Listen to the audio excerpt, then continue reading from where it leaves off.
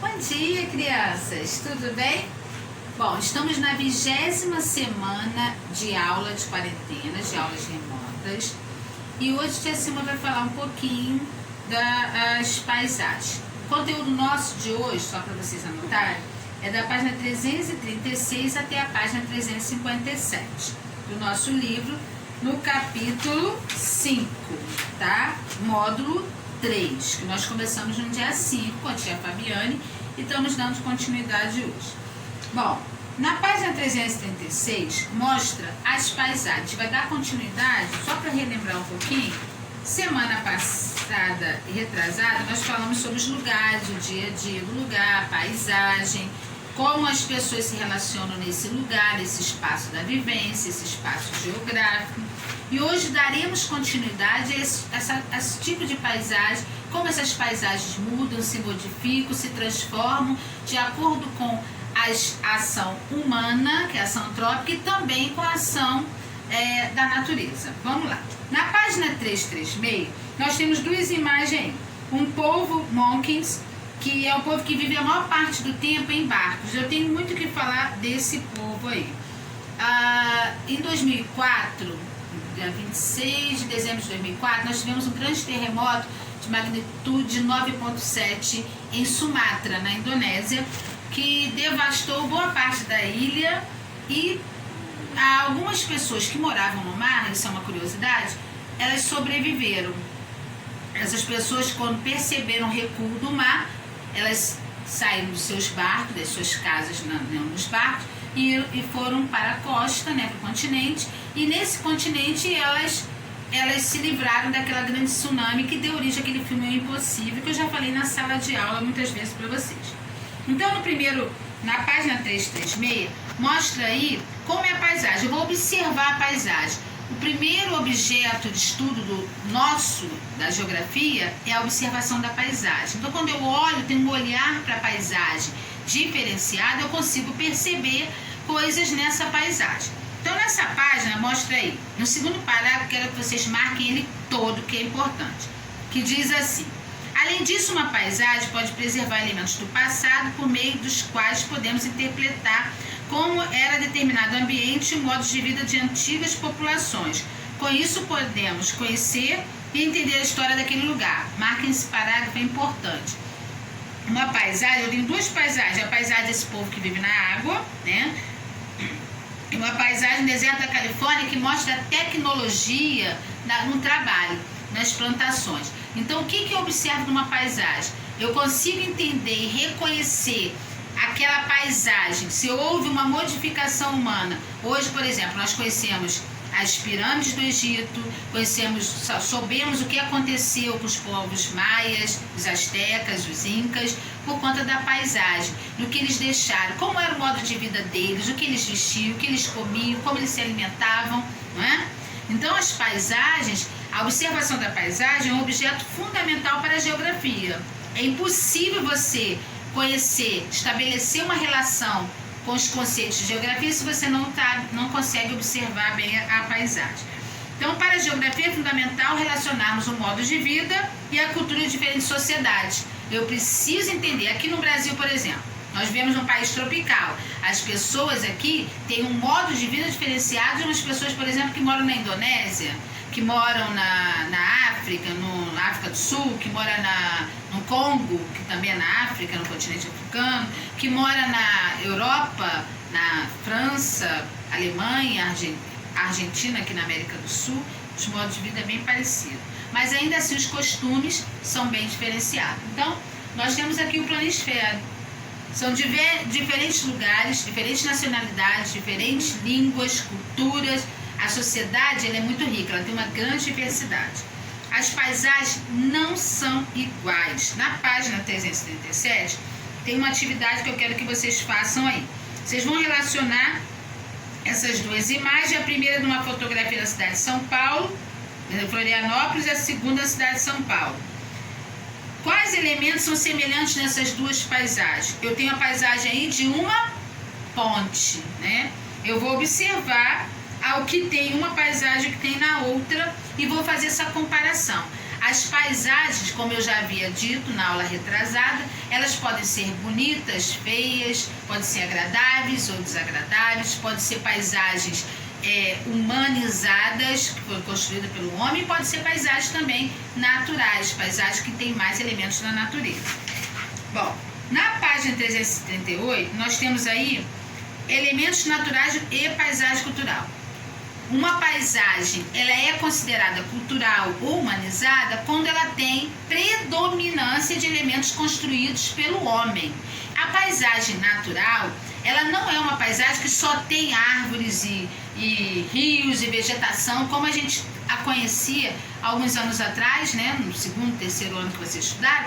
Paisagem natural é aquela que tem elementos naturais. Não, paisagem natural é aquela que tem predominância de elementos naturais. Que hoje o homem ele já mexeu nessa paisagem natural. Por exemplo, a vegetação da floresta amazônica ou da Mata Atlântica. Ela não é uma vegetação natural. Não foi uma vegetação simplesmente natural, não, perdão. Nativa. Já foi mexida pelo homem e houve o replantio de algumas árvores. Na Amazônia, temos várias reportagens que mostram desmatamento por conta da exploração da madeira, do ouro, da exploração de minérios de ferro, bauxita, manganês, etc. Bom, então na página 338 eu quero que vocês marquem o primeiro parágrafo, fala assim: embora predominem elementos naturais na paisagem, eles não surgiram espontaneamente pela dinâmica da natureza. A organização das árvores e o aspecto uniforme da vegetação são indicativos de que esses elementos foram cultivados pelo ser humano. É aquilo que eu falei. A vegetação secundária. O homem foi lá e mexeu. Samara não está dormindo não, né? Porque minha sobrinha está gravando para ti, ela está com o olhinho fechado. Bom, na página 339, nós temos aí as diferentes maneiras de representar a paisagem. Como eu posso representar a paisagem? Eu tive um olhar de uma paisagem, eu vou desenhar, eu vou colocar numa tela. E aí por isso que a gente vê algumas paisagens, isso desde a época do descobrimento do Brasil, as pessoas retratavam o que viam, o que estavam vendo. O primeiro mapa nosso, o mapa Terra Brasílias, ele foi retratado, o pintor retratou muito bem. O que ele viu quando chegou no Brasil? Índios, pau-brasil, muito verde, muito mar. Então ele retratou aquele mapa do que ele estava vendo e colocou os índios lá na vegetação, lá no mapa, né? Porque os índios foi quem os recebeu, né? Quem recebeu o homem branco. Então o artista ele vai pintar a paisagem com os elementos que ele está observando naquele determinado momento. Nessa daí eu quero que vocês marquem o primeiro parágrafo também, que vai até a água do mar. Eu vou ler para vocês. Por meio de pinturas em telas e de fotografias, as pessoas têm registrado as mais diferentes paisagens terrestres. Alguns desses registros mostram a relação entre elementos naturais, como um rio com cachoeiras percorrendo formas de relevo íngremes, ou ainda o relevo litorâneo sendo esculpido pela ação da água do mar. Veja as imagens. Bom, a paisagem é tudo que a nossa visão alcança. Isso é um conceito de Milton Santos, né? Grande geógrafo brasileiro, importantíssimo para o nosso país e para o mundo. Escreveu diversas obras em vários idiomas, inclusive francês. Foi reitor da Universidade Federal do Rio de Janeiro por anos. Um geógrafo, assim, que dá orgulho da gente falar, né, o nome dele. E era brasileiro. Bom, na página 304, desenhando paisagem por meio de croquis. O que seria um croquis? É um rascunho de um desenho. O croquis é o primeiro desenho que eu olhei a paisagem, eu vou lá, eu vou rascunhar para depois desenvolver esse desenho, né? Quem faz fotografia de rosto, desenhos de rosto, faz um croquis. O croquis é um desenho, seria tipo um rascunho do desenho. Então na página 340 mostra aqui um croquis. Esse croquis aqui é o rascunho de uma paisagem que será desenhada mais para frente. Deu para entender?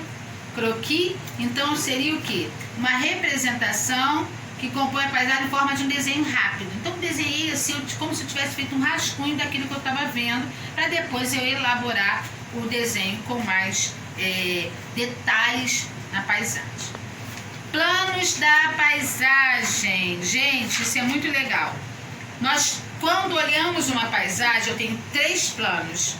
Primeiro plano é aquele que está à minha altura, que eu vou conseguir ver, que é a vegetação, o mar. Segundo plano é a parte do relevo. O terceiro plano seria o céu. Na figura aqui, mostra bem claro, a página 341, os três planos bem divididos. O primeiro plano é esse mar até aqui, ó, que mostra o que eu vejo mais próximo a mim. Do ponto de vista do observador, o primeiro plano será o mais próximo, que eu estou mais próximo. O segundo plano são os elementos um pouco mais distantes. Eu consigo dividir essa página aqui em segundo plano. E o terceiro plano seria, por fim, os elementos bem distantes, seriam mais próximos ao céu. Então eu consigo dividir. Primeiro plano mais próximo, segundo plano mais afastado, e o terceiro plano seria mais próximo ao céu. Ok? São os três planos da paisagem. Num desenho, para eu desenhar, fazer um rascunho, eu tenho que ter esses planos, eu tenho que fazer essa divisão para que o desenho fique completo. Na aula vocês vão fazer hoje, eu vou deixar anotado nos comentários, e vou deixar também a chamadinha para vocês darem presente. Página 337, 342, 344, 356 e 357. Vocês vão fazer... Ih, professora, quanto dever? Sim, bastante dever. Porque nós mudamos alguma coisa aí na avaliação do terceiro bimestre. Vocês terão que montar, fazer um trabalho e entregar na escola.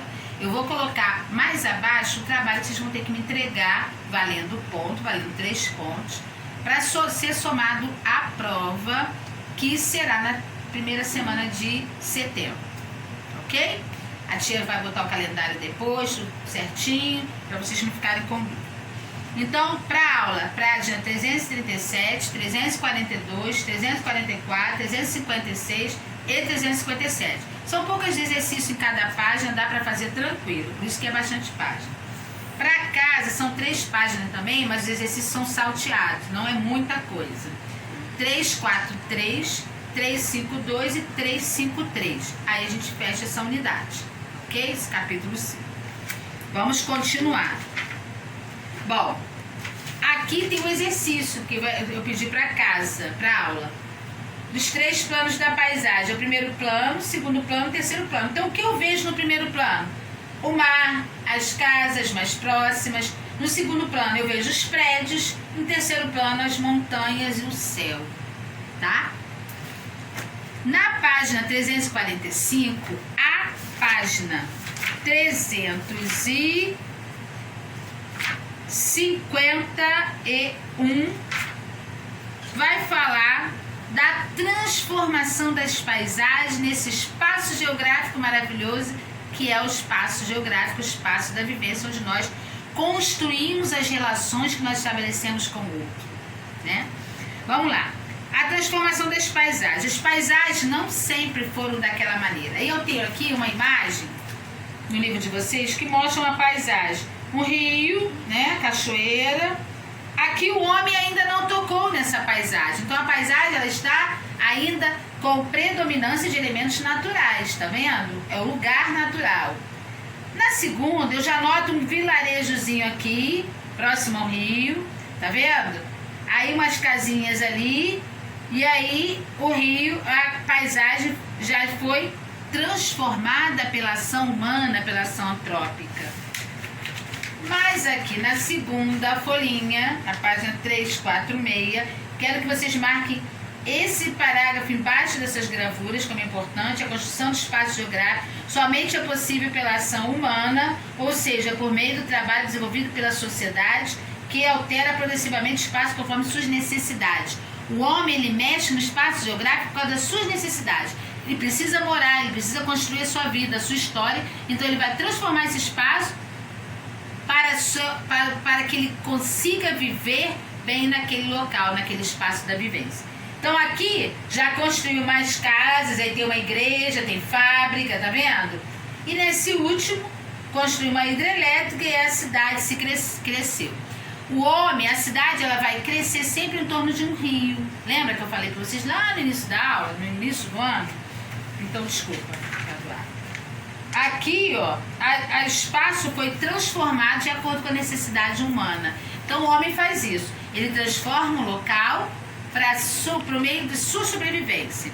Mas nós temos também a transformação pela ação da natureza. Quando acontece um terremoto, um tsunami, quando acontece um furacão, passa um ciclone, o que acontece com as paisagens? Elas ficam devastadas, destruídas e transformadas. Uma paisagem após uma passagem de algum acidente geográfico, ela não fica da maneira que era antes, não é? Mas só que o que tem de diferença quando o homem transforma a paisagem? O homem transforma lentamente. Então você não percebe, aquelas mudanças são imperceptíveis aos olhos que estão acostumados a ver a mesma paisagem todo dia. Por exemplo, todos os dias a paisagem no caminho que vocês levam da escola para casa, de casa até a escola, ela é modificada, vocês não percebem, porque cai uma folha de uma árvore, vocês percebem quem cai? Não percebemos. Então, se eu me ausentar desse lugar e retornar daqui a 50 anos, daqui a 10 anos, daqui a 20 anos, talvez aonde era a casa do seu Joaquim, não é mais, agora é o mercado de Dona Joana, talvez aonde era uma escola, uma casa, um prédio foi demolido e construíram uma escola. E assim o lugar vai se transformando, lentamente. As mudanças a gente não percebe. Agora, se tem um terremoto de magnitude grande, o lugar está de um jeito. Após a passagem do terremoto, o lugar fica devastado. Então a mudança é muito rápida, tá? Então aqui nós também temos a ação dos elementos, dos agentes exógenos, que é a ação da água, a ação do vento, da chuva, que vai lixiviar, lavar, modificar esse relevo. Então aqui nós temos, a dinâmica da paisagem altera a superfície terrestre. Aqui é a ação da natureza, a água, tá vendo? O vento.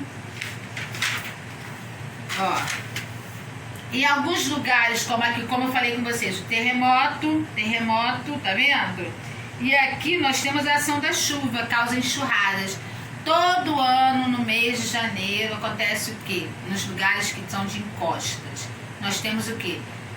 Enxurradas, aí um morro que vai lixiviando e leva dezenas de casas para baixo, que as pessoas constroem em áreas de vegetação. Retira a vegetação, que é a cobertura vegetal, que protege o solo, para que a água ela penetre devagar, ela não percole.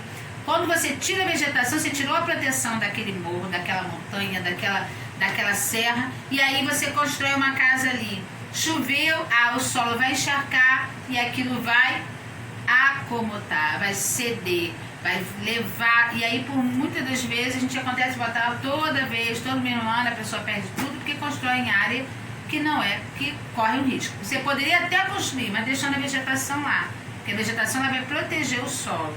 Solo desprotegido é risco. Bom, as transformações pela ação do homem. Aí eu quero que vocês marquem, na página 349, o primeiro parágrafo todo. O homem, ele transforma a paisagem em seu benefício, para construir as relações que ele tem que estabelecer com esse lugar, com esse espaço da ação. E aqui nós temos duas imagens, a imagem de Praga, na República Tcheca, e a barragem da usina hidrelétrica. Ambas foram imagens aqui que impactaram muito o espaço geográfico. A usina hidrelétrica, quando eu construo uma usina, ou construo uma ponte, uma estrada, eu preciso de um documento chamado EIA-RIMA. EIA-RIMA é o relatório com relatório de impacto ambiental. É o relatório de impacto ambiental que vai gerar esse EIA-RIMA, que é um relatório menorzinho. Então tem um relatório de 6 mil, dependendo da grande obra, que vai impactar, vai ter impacto negativo, que muitas das vezes, quando eu faço uma construção de uma usina hidrelétrica, eu tenho que inundar áreas que são áreas produtivas. E isso vai impactar negativamente naquele empreendimento. Então vai ser um custo maior, né, para ele. Então, quando eu tenho, essa transformação humana, o homem transforma a paisagem, ele transforma o seu benefício, mas muitas das vezes esse impacto é gerado negativamente, tá? Na página 350, 351, eu tenho aí o trabalho e as técnicas e as transformações nas paisagens. Bom, eu quero que vocês marquem essa página toda como importante. Aqui tem 2 ou 3 questões de prova, são muito importantes. Eu vou ler essa página para vocês e aí eu vou explicar. Bom, A intensidade com a qual o ser humano vem transformando as paisagens está relacionada ao nível de desenvolvimento do seu trabalho e das técnicas usadas. Isso significa que conforme as técnicas e conhecimentos são aprimorados, aumenta as possibilidades de intervir nos elementos da natureza e de desenvolver novos produtos. Assim, novos elementos culturais passam a predominar nas paisagens das áreas urbanas do mundo.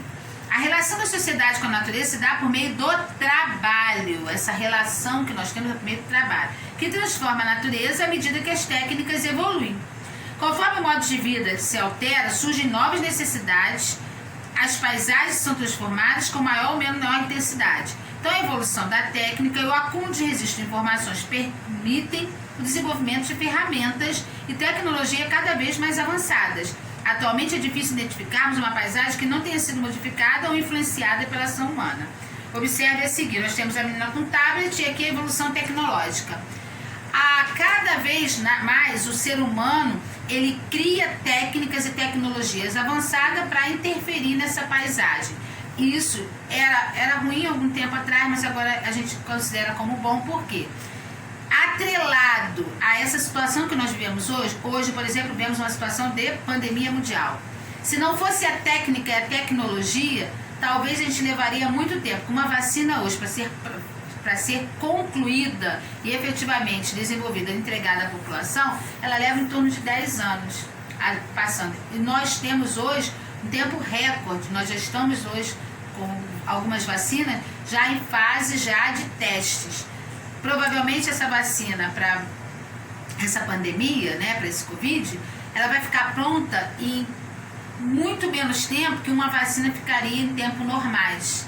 Então isso é a tecnologia que o homem cada vez mais vai produzindo técnica sofisticada para melhorar o seu trabalho, entendeu? A sua vida. E isso é muito bom, porque talvez o ano que vem nós já tenhamos como uma vacina aí para o Covid, né, para essa doença que devastou a humanidade. Bom, o conhecimento da técnica, ele possibilitou a sociedade ocupasse partes do mundo inóspita, que não teria relação. Hoje, olha só, moradias cobertas de neve Nuuk, na Groenlândia, pessoas vivem nesse lugar e adaptaram essas condições desfavoráveis do ambiente, que apresentam temperatura abaixo de 0 graus Celsius. Ou seja, a tecnologia nos permitiu morar em lugares onde jamais moraríamos, né, por conta do frio, né, por conta do gelo. E aqui mostra que o homem consegue se adaptar a qualquer meio, a qualquer lugar. Bom, aí nós temos exercício para aula em casa e finalizando com espaço geográfico. A paisagem do lugar pode mudar dependendo do período do dia e das atividades que estão acontecendo, das condições climáticas. Enfim, as paisagens podem nos revelar determinadas dinâmicas de ocupação em lugar. Espaço geográfico, aqui é todo o espaço que é construído pela ação humana. As relações que nós, seres humanos, estabelecemos com o lugar, com o espaço da ação, com o espaço da vivência, chama-se espaço geográfico. Essas relações, olha só, a dinâmica de transformação do espaço se dá pela relação da sociedade com a natureza. Então, as transformações que nós obtivemos nesse espaço, me perdi aqui, para. Já. Bom, o espaço geográfico compreende todos os espaços da superfície terrestre. É todos esses espaços que nós construímos as nossas relações, que nós estabelecemos com o outro, ok? Página 355, vocês vão marcar ela toda, importante, e vamos fazer os exercícios. Qualquer dúvida, chame Tia Silma, tá? Na chamadinha, vocês coloquem a presença de vocês. E se der, a tia vai fazer uma chamada. Se eu notar que vocês estão com dúvida, a tia vai fazer uma chamada no Zoom. Mas a princípio, hoje, a tia não chamaria no Zoom, ok? Qualquer dúvida é só me chamar, a tia Simone está aqui para esclarecer, inclusive do trabalho. Beijo.